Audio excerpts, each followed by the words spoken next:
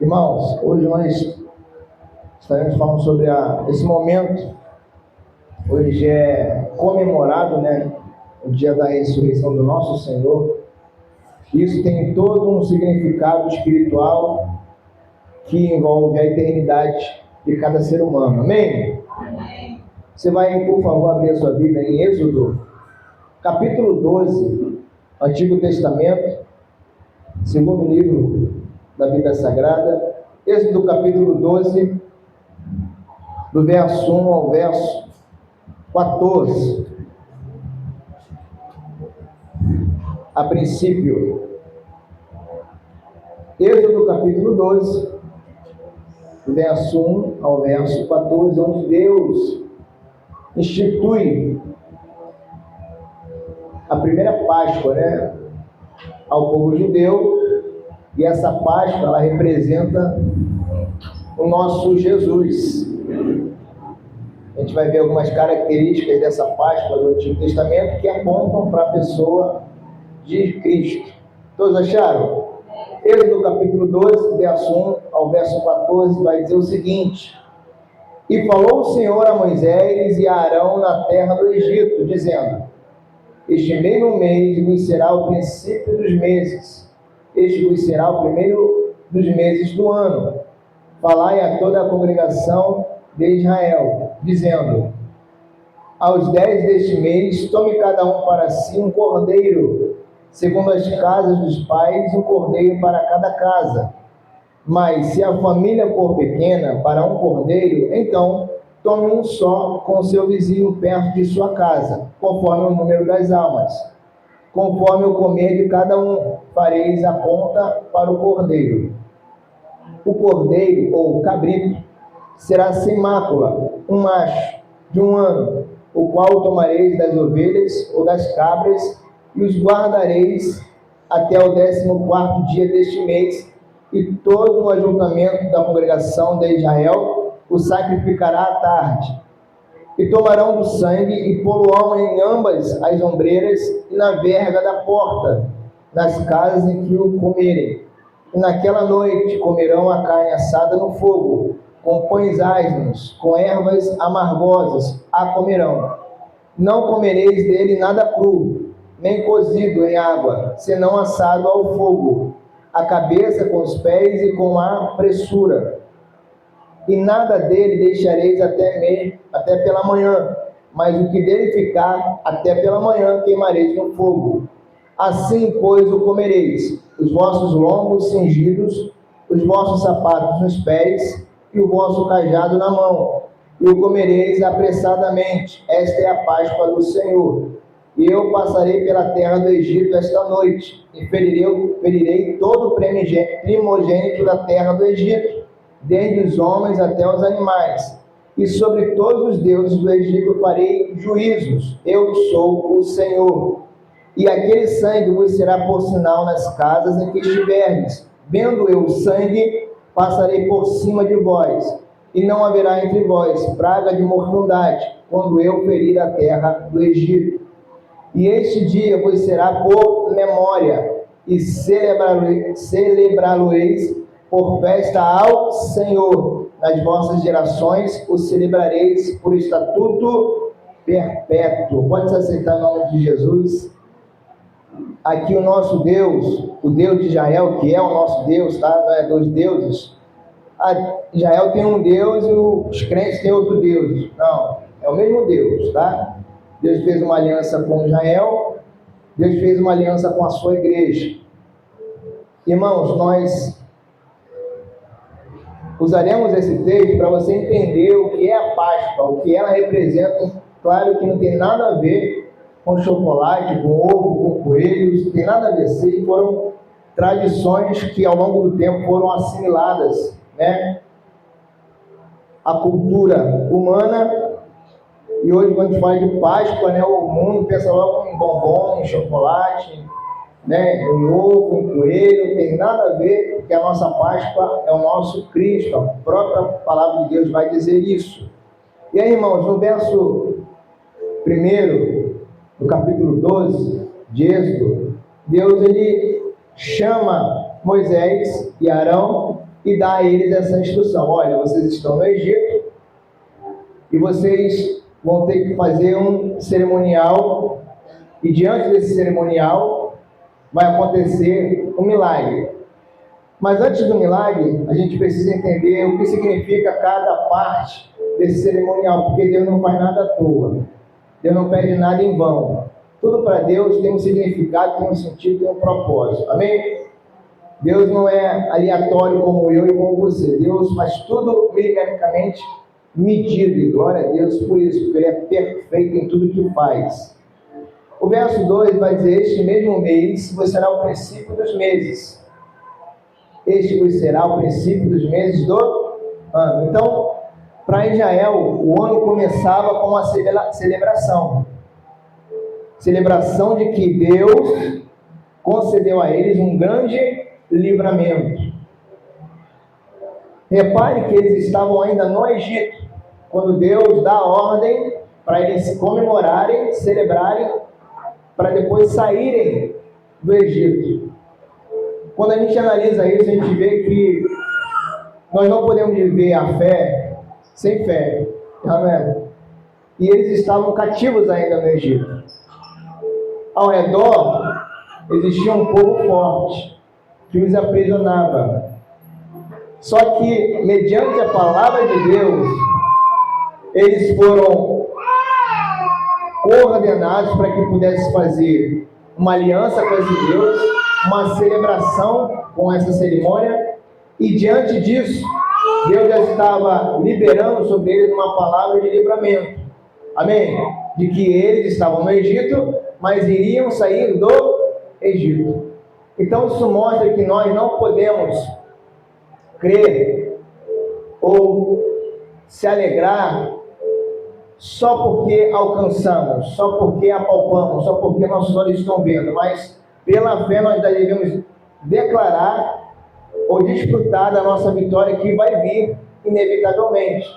Então foi isso que aconteceu com o povo de Israel. Eles estavam cativos, Deus pede a eles celebrarem uma festa, um momento de comunhão e de celebração, porque eles iriam sair do Egito. Então repare, Deus te convida a festejar mesmo antes da promessa se cumprir. Esse é o nosso Deus, porque o crente, ele não precisa viver à mercê da sua realidade, ele não precisa viver à mercê da sua condição, seja ela favorável ou desfavorável. Eu preciso crer no que a palavra de Deus me revela. E o que Deus revelou para Moisés e para Arão sobre o povo de Israel? Que eles iriam sair do Egito. Amém? Então creia, independente do teu cenário, creia que se Deus falou, vai acontecer. Amém, igreja? E aí, no verso 3, ele fala a toda a congregação de Israel, dizendo: ao 10 deste mês, tome cada um para si um cordeiro, segundo a casa dos pais, um cordeiro para cada casa. Mas se a família for pequena, para um cordeiro, então tome um só com seu vizinho, perto de sua casa, conforme o número das almas, conforme o comer de cada um fareis a conta para o cordeiro. O que Deus está estabelecendo aqui? Que se a minha família fosse grande, o suficiente para comer um cordeiro, beleza. Mas tinha famílias que não eram tão grandes, e aí um cordeiro para eles era demais.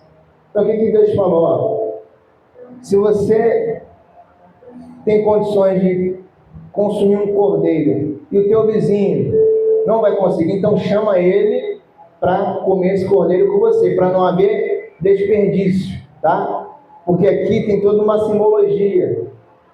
O desperdício, ele geraria uma indiferença em relação ao cordeiro. Não sobrou, deixa aí, né?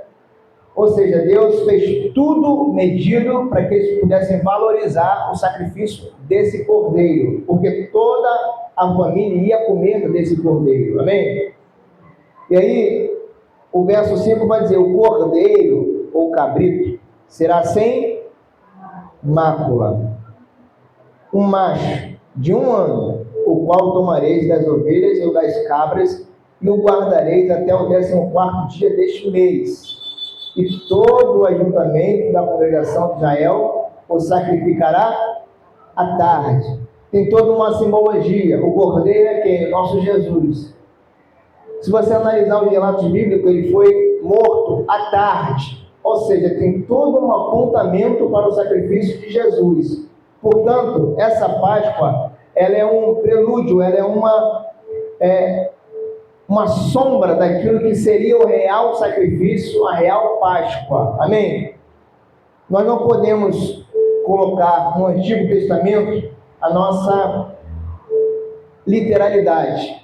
Ou seja, aqui está falando de um cordeiro. Então você que é crente, você tem que criar um cordeiro na sua casa, um cabrito, e na Páscoa sacrificar esse cabrito com a sua família e comer esse cabrito. Não é isso que o texto está dizendo.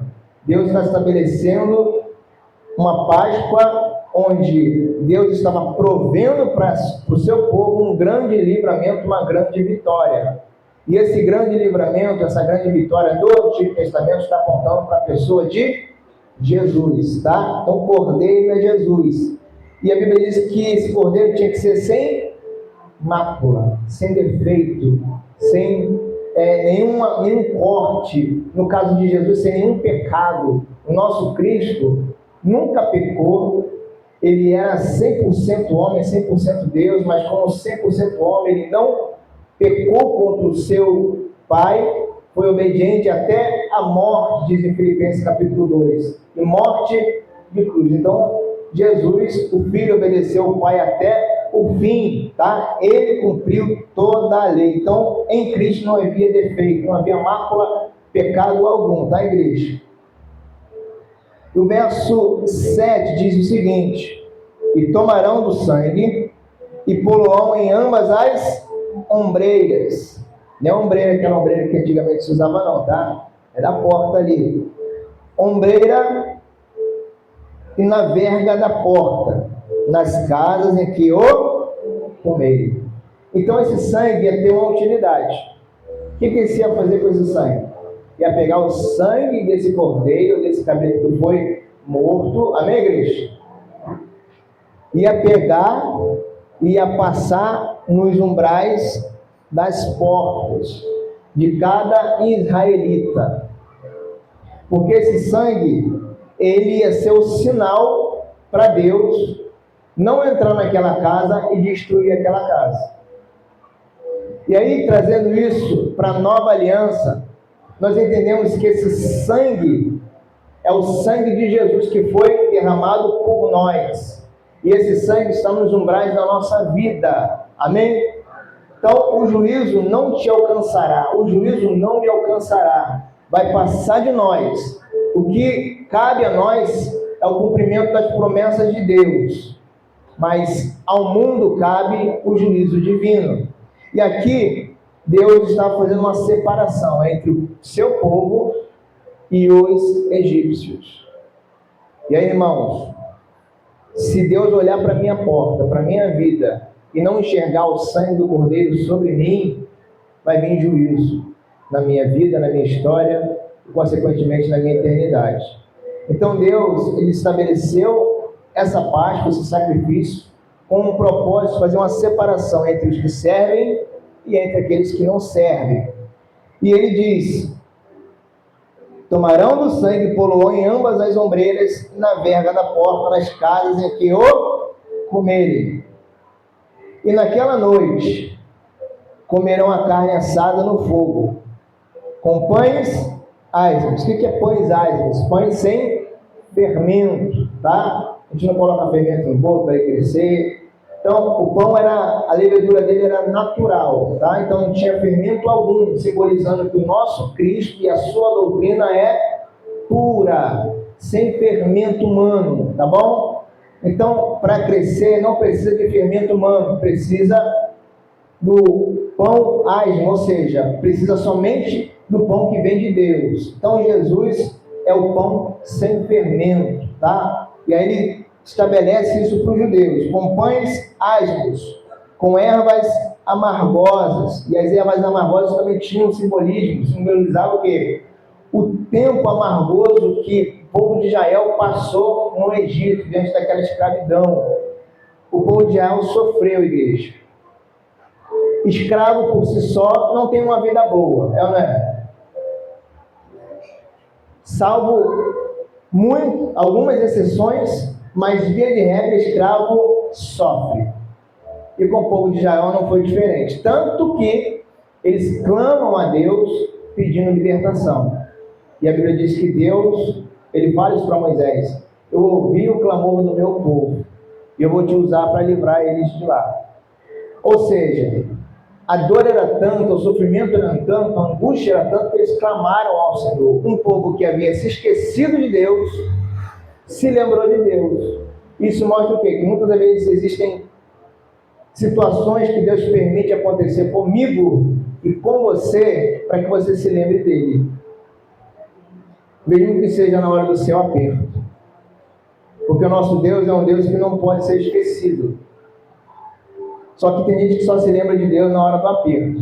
Mas ainda assim, por misericórdia, Deus ouviu o clamor do seu povo, lembrando da aliança feita, né?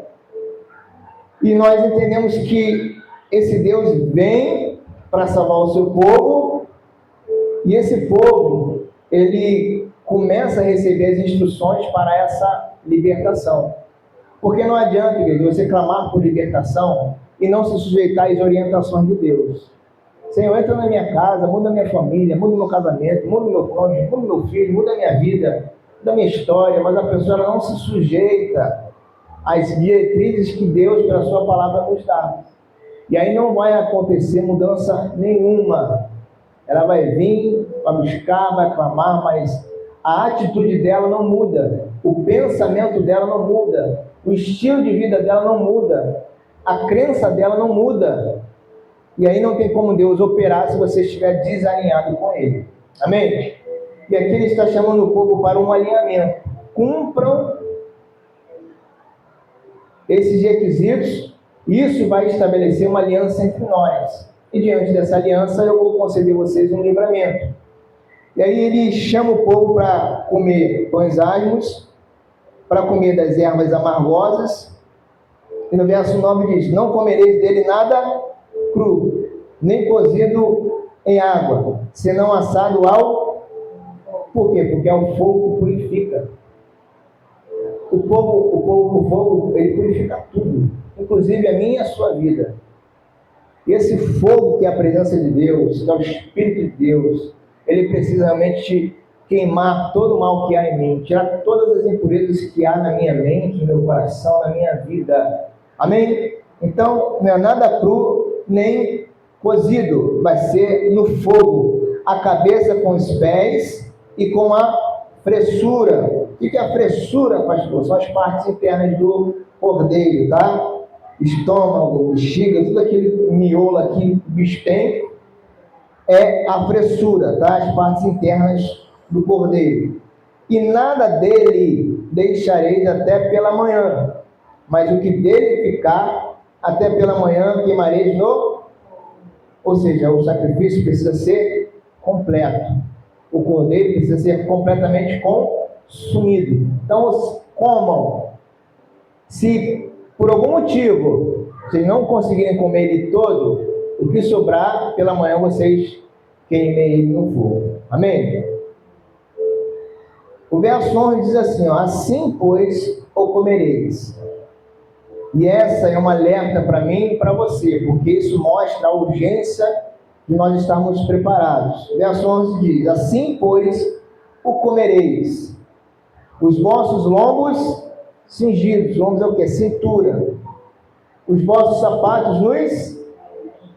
e o vosso cajado na... e o comereis apressadamente. Esta é a Páscoa do... Irmãos, essa é uma atitude de fé que Deus espera do seu povo. Porque se preparar é uma atitude de fé. E aí ele diz, olha,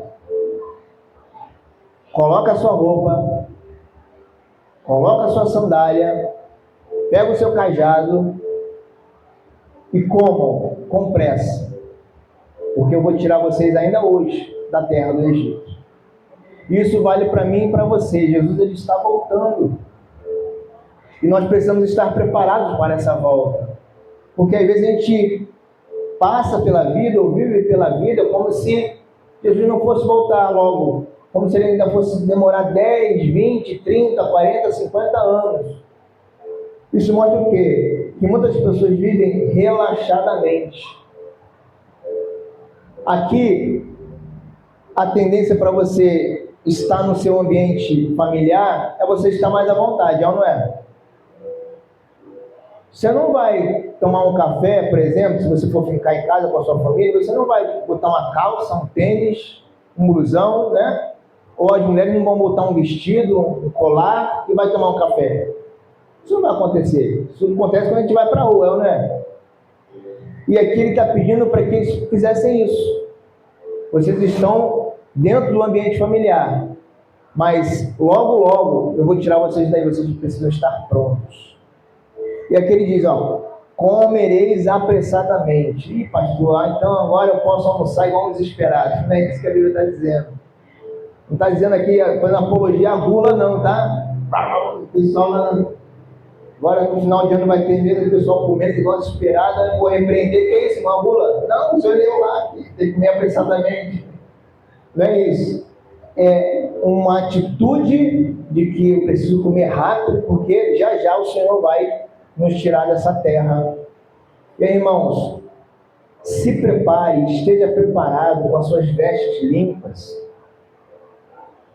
com os seus pecados perdoados, que você não tenha nenhum gancho com esse mundo, que você não tenha nenhum gancho com o pecado, muito menos com o diabo, que você possa estar de fato pronto para quando a trombeta soar, você ter a paz de saber que você vai subir com o seu Senhor. Se prepare. Deus está chamando o povo ao preparo. Olha, cajado na mão, sandália nos pés, vistam suas roupas e se prepare, como apressadamente, porque Deus está liberando uma palavra de livramento e de vitória, ainda eles habitando no Egito. São atitudes de fé que a gente precisa ter diante de Deus. Amém? Está o pecado diante de você. Aí por achar que Deus não vai voltar, que Jesus não vai voltar agora, você se permite pecar mais uma vez. Não é para isso acontecer. Você tem que buscar uma vida reta, santa diante desse Deus, porque agora, amanhã, depois ele pode vir te buscar, ele pode vir me buscar, pode vir buscar a sua igreja. E aí? Será que eu estou preparado para esse dia? Será que quando eu analiso a minha vida, eu me vejo irrepreensível diante de Deus? Será que quando olho para o meu ministério ou para as minhas obras, Deus vai se agradar ou ele vai se desagradar? A gente precisa ser sincero conosco, amém? Não, pastor, eu sou crente, estou fiel ao Senhor, mas realmente eu preciso de muitas melhorias ainda. Glória a Deus. Isso é um fato, nós estamos aqui, mas sempre estaremos precisando de algum aperfeiçoamento. Eu estou falando de que você está vivendo no erro, no pecado, sabe disso, mas não quer se consertar diante de Deus. E aí a trombeta vai soar e você vai ficar. E aí depois não adianta chorar. Poxa, mas bem que me avisaram, aí já é tarde. Não adianta ficar remoendo no que não foi. Você precisa tomar posse daquilo que é. Jesus está batendo na porta do seu coração hoje, não é amanhã. Nesse domingo de Páscoa, Jesus está dizendo, olha, deixa eu entrar, assumir uma aliança contigo, para que quando eu vier destruir os ímpios, você não seja apontado com eles. Porque aqui, Deus está dizendo e pedindo a eles estabelecerem essa celebração, porque Deus ia vir e ia matar os primogênitos dos egípcios. E assim ele fez. E os primogênitos dos israelitas? Nenhum morreu, porque eles tinham aliança com o Senhor. E aí ele diz, olha, no verso 12, e eu passarei pela terra do Egito. Quem está falando isso? Deus.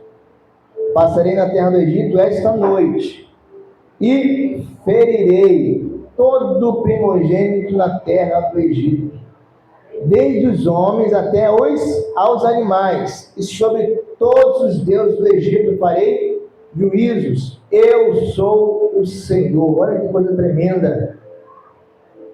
Moisés, Arão, instrua o povo. Façam esse cerimonial. Entendam o porquê dele. Porque fazendo isso eu vou passar. E quando eu passar eu vou trazer morte. É o que Deus está dizendo, igreja. Poxa, mas ele é o Deus da vida, mas ele também é o Deus que morre, que mata. Ele é o dono da vida, ele é o dono da morte. Ele tem poder sobre a vida e sobre a morte. Então, não pense você que Deus, ele só dá vida e vida com abundância. Ele também tira a vida.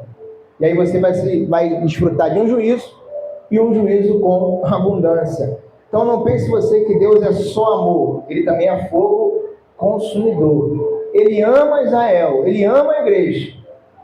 Mas ele não ama o mundo, ele não ama o ímpio. Amém? A Bíblia Sagrada deixa isso muito claro, que existe uma distinção entre os que servem e os que não servem. Pastor, como é que eu sei que eu sou salvo? Primeiro você tem que ter se convertido ao Senhor.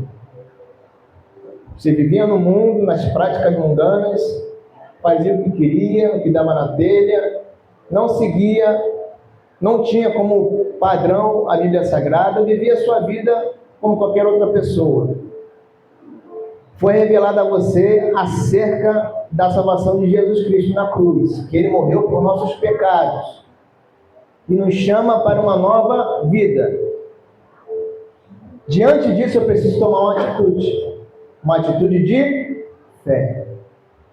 E essa atitude de fé vai gerar em mim uma mudança no meu interior e na minha condição. No meu interior eu vou passar a ser uma nova criatura. E na minha condição, eu não vou estar mais debaixo de maldição, mas debaixo da bênção, das promessas do Senhor através da fé no Filho de Deus. Então existe uma separação. E Deus não quer que os homens se percam. Ele não tem prazer na morte do ímpio. Ele declara isso em Ezequiel 18. Eu não tenho prazer quando o ímpio morre. Eu não tenho prazer quando o pecador perde a sua vida. Eu não tenho prazer. O meu prazer é que ele se converta ao Senhor e viva. Então Deus não tem prazer na morte, mas a morte vem. Amém? Mesmo Deus não querendo que fulano morra, mas fulano acaba morrendo. E aí a culpa é de Deus? Não. A culpa é daquele que teve a oportunidade de abraçar a vida e não abraçou. E aí quando eu não abraço a vida, eu abraço a morte. Quando eu não abraço Jesus, eu abraço o diabo. Quando eu não abraço a santidade, eu abraço o pecado. Se eu não faço uma coisa, eu vou fazer a outra inevitavelmente, igreja. Amém? Pastor, eu não sou de Jesus, mas também eu não gosto de bagunça, eu não gosto de balada, eu não gosto disso, de aquilo. Mas se você não está em Cristo, você realmente está à mercê do pecado e do inferno. Amém? Você não tem uma aliança com Deus. Então você tem uma aliança consigo, com o diabo, com o mundo, seja lá o que for. Mas com Deus não é. E Deus está te chamando para essa aliança. Deus tinha uma aliança com Israel. E propôs a Israel essa Páscoa. E aí no verso 12, como eu já li, ele disse: eu passarei pela terra do Egito esta noite e ferirei todo o primogênito na terra do Egito, desde os homens até aos animais, e sobre todos os deuses do Egito farei juízos. Ou seja, o Egito era uma terra politeísta, tinha muitos deuses. Deus para a colheita, Deus para a chuva, Deus para tudo. E Deus veio destronando todos esses deuses. E aí ele diz: eu sou o Senhor. Com outras palavras, ele está dizendo: eu que mando isso aí. É o que manda isso tudo aí. Moisés, eu vou mostrar para vocês e para Faraó que quem manda sou eu. Olha que coisa extraordinária, igreja. Porque é ele que manda. Amém? A Bíblia diz que operando Deus, ninguém pode impedir. Tu acha que se Deus operar na tua vida, alguém vai impedir isso? Tu acha que se Deus estiver operando em teu favor, alguém vai se meter e querer frustrar isso? Não vai conseguir. Seja a potestade que for, igreja. Seja a macumba pesada que fizeram contra você, não interessa. operando Deus, ninguém pode impedir. Não foram os deuses do Egito que foi suficiente e poderoso para livrar o Egito da mão de Deus. Quem poderá nos livrar da mão de Deus? Amém? Horrenda coisa é cair nas mãos do Deus vivo. O Egito caiu nas mãos do Deus vivo. Se lascaram. Depois disso, quem foi o Egito? Hoje é mais um país, é ou não é? Era uma grande potência. Era a maior potência da sua época. Mas depois que a mão de Deus veio e pesou, nunca mais se levantaram como uma grande nação. Amém, igreja? Porque é Deus que manda. Eu vou mostrar para eles que quem manda sou eu, não é Faraó, não são os deuses do Egito, quem manda aqui sou eu. Amém? E Deus declara isso para Moisés e para Arão, e glória a Deus por isso. Então, quem manda na tua vida e quem manda em todas as coisas é o nosso Deus. Amém? Então você está do lado daquele que vence. Verso 13 diz assim: aquele sangue vos será por sinal nas casas em que estiverdes. Vendo eu sangue, passarei por cima de vós. De onde vem a palavra Páscoa, que é passagem, né? Ou seja, ele vai passar por cima da casa dos israelitas ao meu sangue. E não haverá entre vós praga de mortandade, quando eu ferir a terra do... Então, quando eu vier matar os israelitas, eu não vou matar vocês, porque vocês têm uma aliança comigo. Amém? Olha que diferença. Os israelitas eu mato, que significam os ímpios. Mas vocês que têm uma aliança, eu preservo. Amém? Vai vir um juízo. E aqueles que são de Deus serão preservados deste juízo. E aqueles que não têm uma aliança com o Senhor, eles vão perecer. Não foi assim com a arca de Noé? Só quem se salvou foi Noé e a sua família, só. E quem não estava dentro da arca, que também é uma tipologia de Jesus, quem não estava dentro dessa arca, pereceu com as águas do dilúvio. Então nós estamos na arca de Jesus. Nós estamos guardados. Quando vier o juízo, não preciso temer, não preciso bater meus joelhos, não preciso atemorizar e ranger meus dentes, porque eu estou seguro. Você está seguro. Você está segura na presença de Deus. A presença de Deus é o lugar mais seguro que alguém pode estar, igreja. Amém?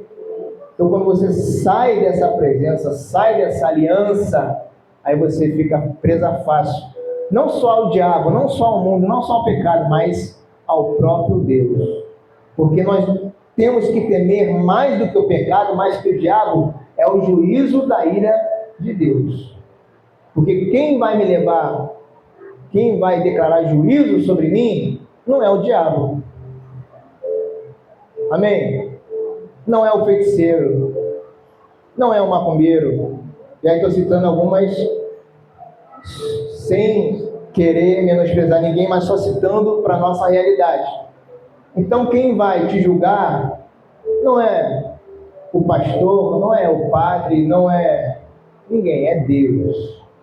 Então se você não tiver uma aliança com esse Deus, realmente você está em maus lençóis. Então é manhã de reflexão. Verso 14: e este dia vos será por memória, e celebrá-lo-eis por festa ao... nas vossas gerações o celebrareis, por estatuto perpétuo, ou seja, por toda a vida, porque eu vou fazer uma obra, vou livrar vocês, mas vocês sempre vão celebrar essa festa para lembrar do que eu fiz por vocês, porque o ser humano é muito esquecido, não é?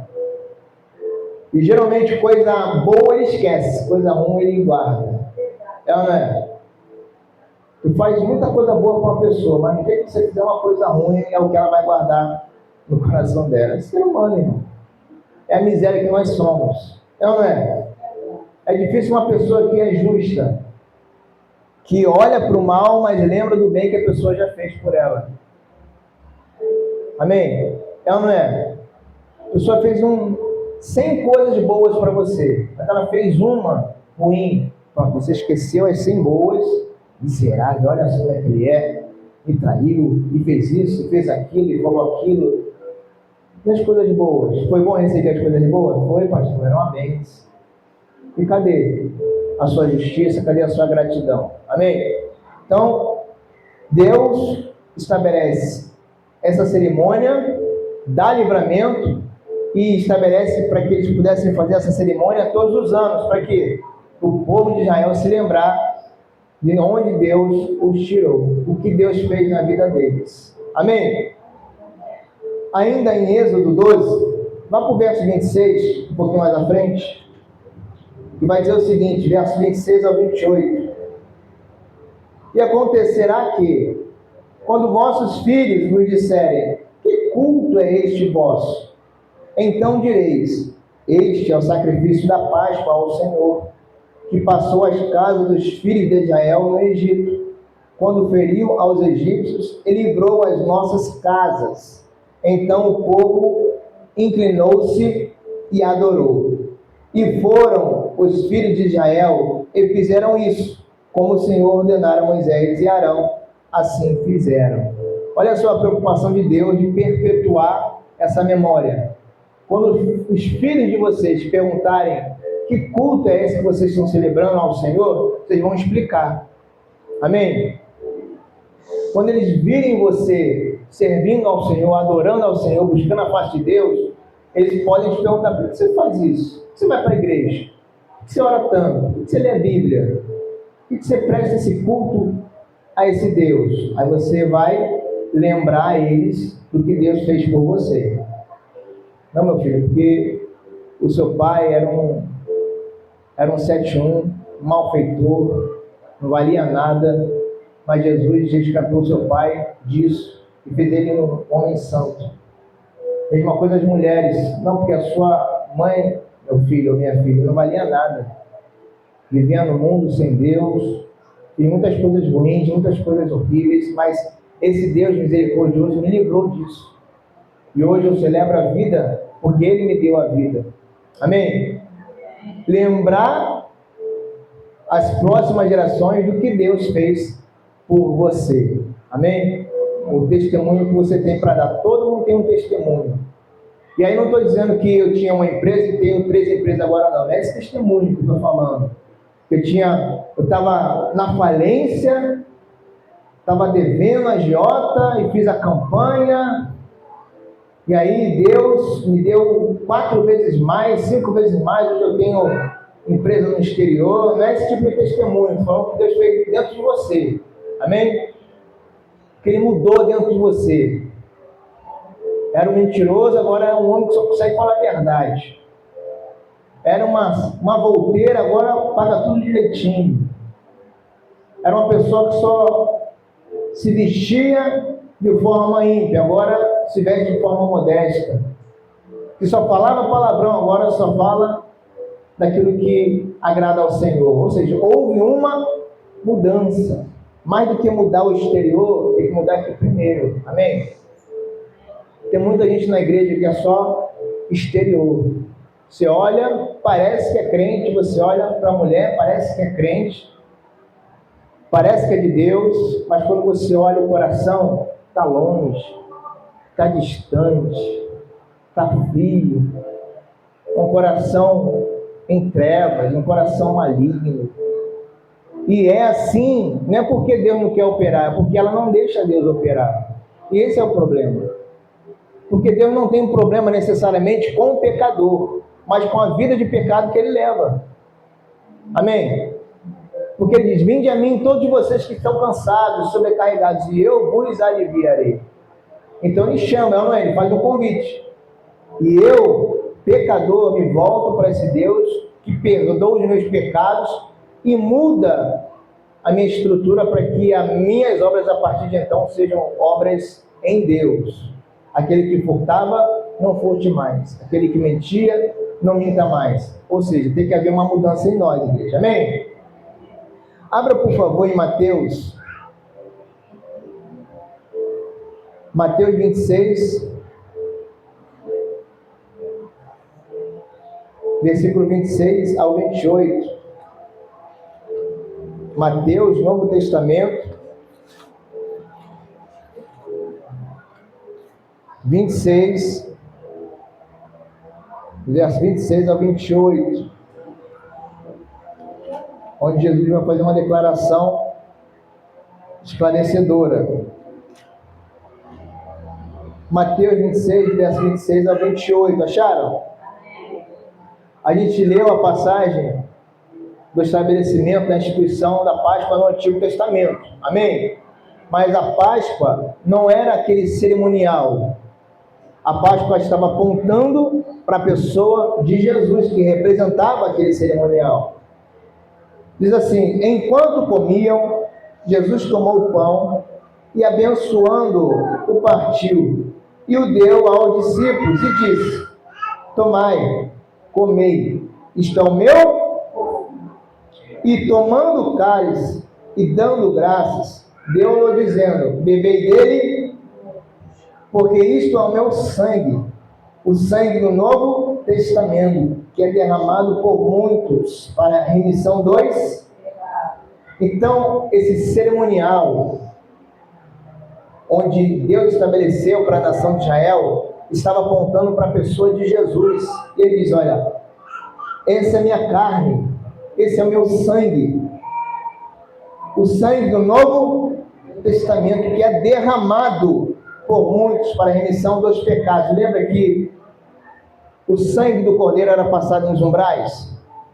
Agora, qual o sangue que se passa nos nossos umbrais? O sangue de Jesus, o sangue do Novo Testamento, porque o Antigo Testamento ele foi substituído pelo Novo Testamento. O Novo Testamento é o cumprimento do Antigo Testamento. Então ele diz: olha, esse é o sangue do Novo Testamento, o novo pacto, a nova aliança, que é derramado por muitos para a remissão dos. E aí, por que não é derramado por todos? Porque nem todos crerão, nem todos serão salvos.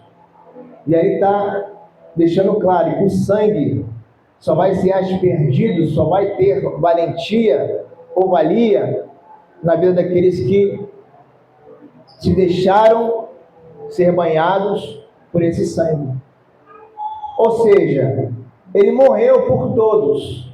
Em João 3,16 fala isso, que Deus amou o mundo de tal maneira que deu seu Filho unigênito para que todo aquele que nele crê não pereça, mas tenha a vida eterna. Então ele morreu por todos, mas só alguns serão salvos. Por quê? Será que Deus é mentiroso? Diz uma coisa e depois faz outra? Deus em tudo é verdadeiro. Ele está dizendo: eu morri por todos, mas nem todos querem essa salvação, nem todos querem essa aliança, mas eu estou disponível a quem quer que seja, se voltar a mim em arrependimento, crendo no meu Filho, eu o salvarei. A Bíblia diz que aquele que invocar o nome do Senhor será salvo. Então a questão não é um Deus que não pode perdoar, é um ímpio que não quer se converter. Esse que é o problema.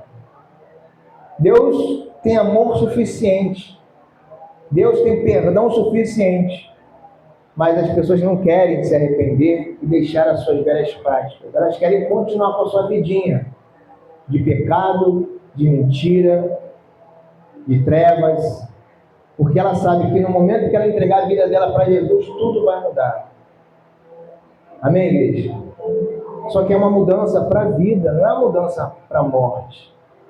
Tem gente que fica calculando: meu Deus, mas se eu começar a ir para a igreja, eu vou perder minhas amigas, meus amigos, eu vou perder aquele esquema, eu vou perder aquela situação, eu vou perder aquele ficante. E aí a pessoa começa, se você não entregar a vida para Jesus por conta disso, realmente você não entendeu quem é Deus e não entendeu quem é Jesus.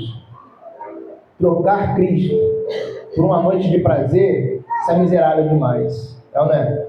Trocar Jesus por um esquema para você ganhar mais, isso é miserável demais. Trocar Jesus por qualquer outra coisa, qualquer lucro, qualquer ganho, Jesus não tem preço, igreja. Amém? Ele é o nosso bem mais precioso.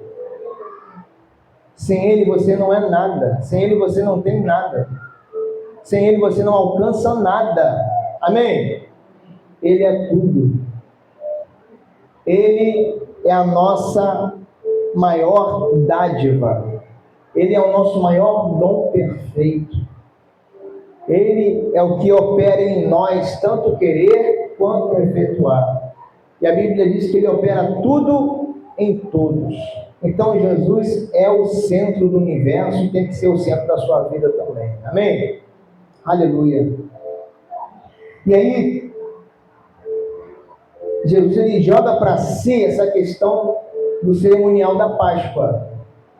Ou seja, aquela Páscoa que Deus estabeleceu para Moisés e Arão, apontava para mim. Eu sou o Cordeiro, e é o meu sangue que vai ser aspergido nos umbrais da sua vida. Amém?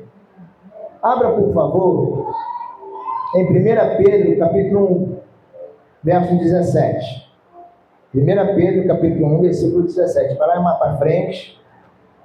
Se você vier de trás para frente, é mais fácil de achar.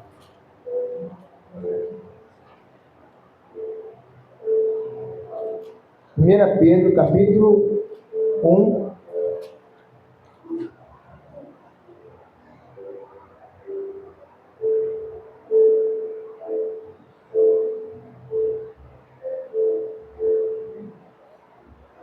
acharam? E se invocais por Pai aquele que sem acepção de pessoas julga, segundo a obra de cada um, andai em temor durante o tempo da vossa peregrinação, sabendo que não foi com coisas corruptíveis, como prata ou ouro, que fostes resgatados da vossa vã maneira de viver, que por tradição recebestes dos vossos pais, mas com o precioso sangue de Cristo, como de um cordeiro imaculado e incontaminado, o qual, na verdade, em outro tempo foi conhecido, ainda antes da fundação do mundo, mas manifesto nestes últimos tempos por amor de vós. Então aqui diz que você foi comprado, não foi através de indulgência, não foi através de uma taxa, não foi através de ouro, nem de prata, nem de pedras preciosas, porque isso não tem valor no mundo espiritual. Você foi comprado através do sangue de Jesus, um sangue do Cordeiro imaculado e incontaminado. E isso foi revelado, a Bíblia diz, por amor de vós. O amor de Deus é algo tão extraordinário que quando a gente para analisar esse amor, a gente fica meio que em parafuso, não é? Como é que pode Deus amar tanto uma raça tão ruim? Não é? Às vezes eu pergunto, Senhor, por mim não amo todo mundo, inclusive a mim. Ninguém presta, ninguém vale nada, não é? Mas aí eu olho para o amor de Deus e realmente esse amor é um amor diferente. É um amor que está além do meu amor. Um amor que está além da sua compreensão.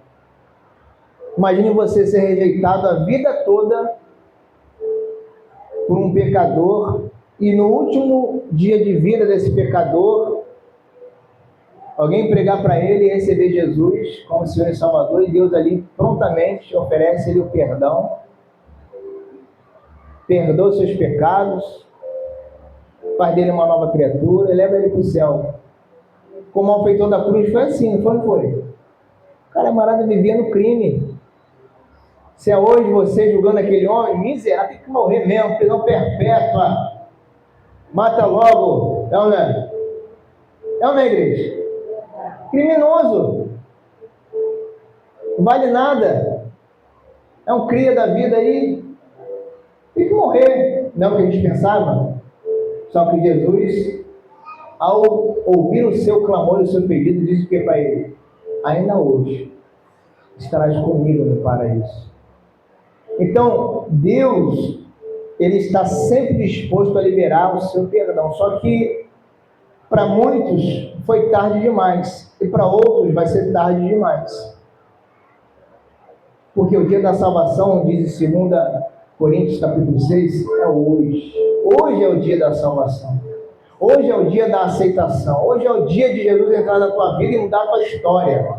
perdoar os seus pecados, te encher com o Espírito Santo, escrever teu nome no livro da vida e derramar as suas promessas e te fazer prosperar para que naquele grande dia você esteja para sempre com Ele. Ele está aqui agora, esse Deus. Você não o vê, mas Ele está aqui, esperando para ter misericórdia de nós. E aí tem gente que, ao convite de Jesus, ela fica pensando, e vai no culto e pensa, e vai no outro culto e pensa, não, no próximo culto eu vou, quem sabe na próxima semana, quem sabe no próximo mês eu tomo essa atitude, e fica jogando para frente, nunca toma essa atitude. E aí não presumas tudo o dia de amanhã, porque você não sabe o que vai proceder no seu dia. Você pode sair daqui, um carro te pegar, né? A gente pode sair daqui, igreja. Estou maldiçoando você não, tá? É só uma realidade. Tem gente que às vezes você declara uma coisa e pensa, pastor, está maldiçoando a igreja. Não, posso sair daqui, uma perseguição doida aí, o cara, né, de moto, o policial dá um tiro aí, pega em mim e morre. Pode acontecer ou não pode? Pensa no campeonato, pastor. É fato, a gente vive num mundo de guerra, não é? Tantas coisas poderiam acontecer comigo e com você, você não tem ideia. E diante disso, eu preciso me preparar, para que quando eu partir, estou prontinho, Senhor.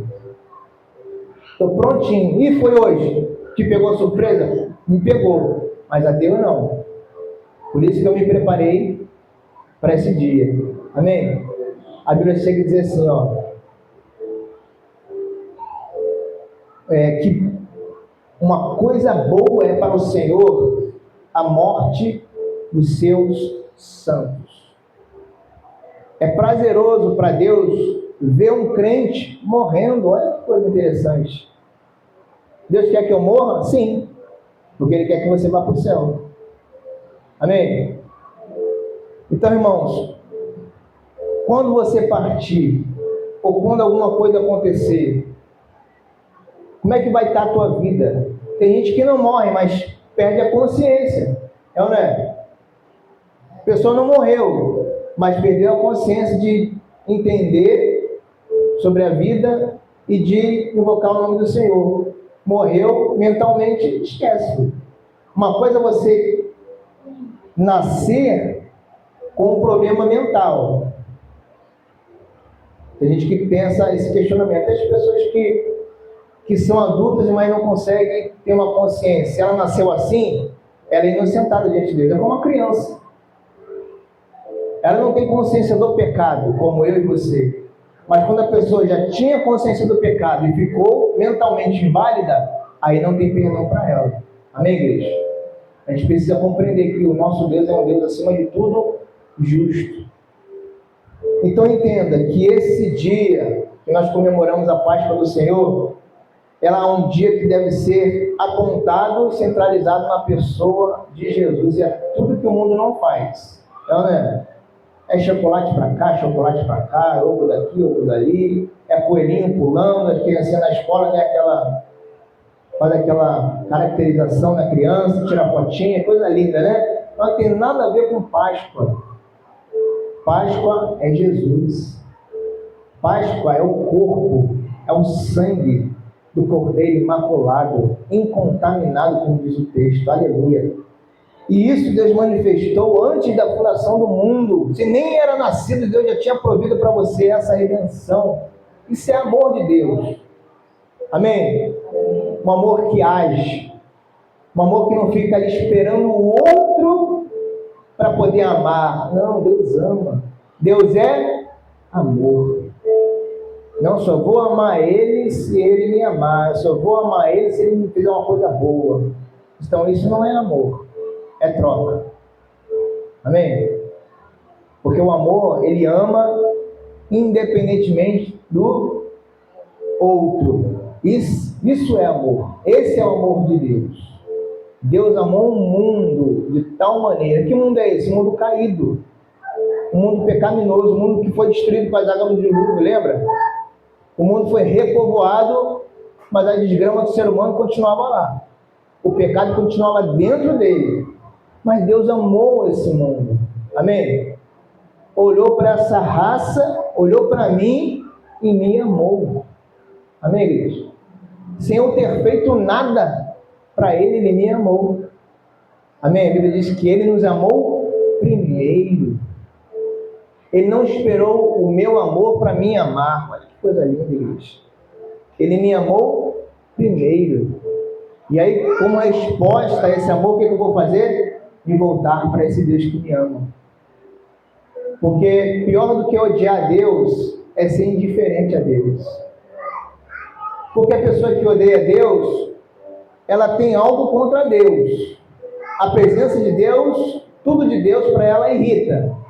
Mas quando a pessoa é indiferente, é mais complicado. Amém? Porque o ódio, ele pode te trazer a uma reflexão. Eu odeio ele, mas por que eu odeio ele? Já o indiferente não. O indiferente tanto faz como tanto fez. Então a indiferença é pior do que o ódio. Porque a pessoa é completamente alheia às coisas de Deus. Esse que é o problema. Tem gente que é aversa a Deus, não é? Você fala de Deus é porque... É como Paulo. Jesus diz para ele, olha, você fica lutando contra a sua própria consciência, Paulo. Você está relutando para entender e acreditar quem é Jesus. Você sabe que o Messias viria e você está relutando contra isso que está acontecendo. Paulo odiava os crentes, igreja. Só que o amor de Paulo não foi suficiente para impedir o agir de Deus na vida dele. Porque o amor, o ódio cessou. E ele passou a ter um relacionamento de amor com esse Deus. E o indiferente? Se Deus fez, problema. Se Deus não fez, problema. Ela não quer saber de Deus. Ela é indiferente. Ela não liga para Deus. Amém? Vamos lá, para a gente continuar aqui em nome de Jesus. Abra, por favor, para a gente encaminhar para o final. 1 Coríntios capítulo 5, versículo 7. 1 Coríntios capítulo 5, versículo 7. Glória a Deus. Aleluia, Jesus. Acharam? 1 Coríntios 5, 7. Diz assim: alimpai-vos, pois, do fermento velho. O que é o fermento velho? As tradições, as crendices, a salvação por mérito, superstições, por aí vai. Limpai-vos, pois, do fermento velho, para que sejais uma nova, assim como estáis sem fermento, porque Cristo, foi sacrificado por nós. Quem é a nossa Páscoa? Cristo. Quem é Cristo? A nossa Páscoa. Então, Páscoa, tira isso da sua mentalidade, não tem nada a ver com o que o mundo propõe em relação à Páscoa, tá? Essas são questões que ao longo do tempo foram sendo acrescentadas. Coelhinho, que representava a fertilidade, né? O ovo, né? Que a princípio era ovo mesmo de galinha, que eles pintavam de forma colorida. Depois os franceses, se não me engano, começaram a colocar chocolate dentro dos ovos, e por aí as coisas foram sendo aperfeiçoadas. A gente tem hoje a Páscoa que a gente vê. É ovo, chocolate recheado, né? Com bombom dentro, e aí a caixa de bombom, e a coelhinho, que representa a Páscoa. Quem representa a Páscoa, biblicamente, é o nosso Jesus. Então a Bíblia diz, é muito claro, porque Cristo, nossa Páscoa, foi sacrificado por nós. E aí, pais crentes, instrua a criança no caminho que deve andar. Quando ele esperar de você um coelho, ofereça a Jesus para ele. Porque a gente não pode concordar com o mundo. Tem coisas, por exemplo, que na escola da minha filha eles fazem, eu não deixo ela ir, porque eu não compartilho daquilo ali. Amém? Então eu não posso crer em algo e deixar os meus filhos crescerem nesse ambiente de mentira, porque isso é uma mentira. Porque tudo que o diabo quer fazer é o quê? Desvirtuar a pessoa de Jesus. E aí, não é o nascimento de Jesus, por exemplo, é o Papai Noel. Não é a Páscoa, é o coelhinho, é o chocolate. Então, o diabo ele usa dessas artimanhas para poder sempre tirar a figura central de Cristo. Para poder sempre embutir outras questões, outras situações, para quê? Para que a pessoa fique maravilhada e viva uma mentira. Amém? E aí, quando eu der o presente para minha filha no final do ano, não vou dizer que foi o Papai Noel. Foi o papai que trabalhou, cheirou tinta, deixou poliéster lá para levar o sustento para casa para comprar esse presente. Amém? Foi fulano de tal, ciclano de tal que te deu esse presente, por carinho a você. Né? Foi o Papai Noel. Irmão, depois que a gente é iluminado, a gente não pode regredir. Quando eu me converti, eu não tive nenhuma dificuldade de me abster desses rudimentos do mundo. Eu entendi que era errado, eu entendi que não era de Deus. Então eu comecei a caminhar naquilo que o Senhor me ofereceu. E Ele diz, olha, alimpai-vos, pois, do fermento velho, porque isso é fermento velho. Essas tradições que a gente carrega do mundo, da velha vida, isso são fermento velho. Isso não permite que eu seja uma nova massa na presença de Deus. E aí, como eu falei, fermento velho simboliza tradições, crendices, salvação por mérito, superstições. Ou seja, é o fermento antigo que ainda corrompe a minha alma. A pessoa, ela não é crente, mas ela acha que é boa e que ela vai para o céu porque ela faz coisas boas. Isso é algo que a gente carrega do mundo. Só que a Bíblia diz que a salvação é pela fé, não é por obras, para que o homem não se glorie. Então a Bíblia vai limpar a minha mente. E eu, sendo uma nova massa, eu vou poder ser aperfeiçoado e eu posso crescer na presença desse Deus. Amém? Alimpai-vos, pois, do fermento velho. Abandone as velhas ideologias, os velhos pensamentos, aquele conhecimento que você carrega dos seus pais, dos seus avós, do mundo, joga isso de lado. Fica com o novo de Deus. Fica com a palavra de Deus. Irmão, tem gente que na igreja que ela não muda porque ela não deixa a palavra limpar a sua vida. A palavra é como se fosse uma água que vai me limpando. É ou não é? Se você não deixar essa palavra limpar você, você nunca vai ser limpo. É o que ele disse para os discípulos: vós estáis limpos pela palavra que vos tenho pregado, falado. Se você entregar a vida para Jesus e não deixar a água te purificar, vai ser só mais um esquentando o banco. É ou não é? Creu, até se batizou, mas a palavra não consegue entrar e mudar a vida dele, mudar a vida dela. Não adianta nada. Amém? Entregou a vida para Jesus, é uma nova criatura, uma nova massa. Agora vai vir um novo de Deus. E com ele a sua palavra revelada. E essa palavra, igreja, não contenda com a palavra de Deus. A palavra de Deus diz uma coisa, a pessoa fica teimando. Não é assim, pastor. Não, tem que rever isso aí. Não, está errado. Por quê? Porque está doendo na carne. Está doendo na consciência. Irmãos, diante da verdade da palavra, eu tenho que me arrepender e me converter a essa palavra. E dizer: Senhor, eu estou errado. O Senhor está certo. Amém? Eu vou amá-lo.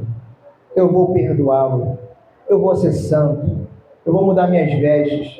Eu vou mudar meu linguajar. Eu vou ser uma nova criatura. Eu vou buscar o teu Espírito Santo. Eu não vou sentar na roda dos escarnecedores. Eu vou me moldando, me modelando a esta palavra, que agora é a minha realidade.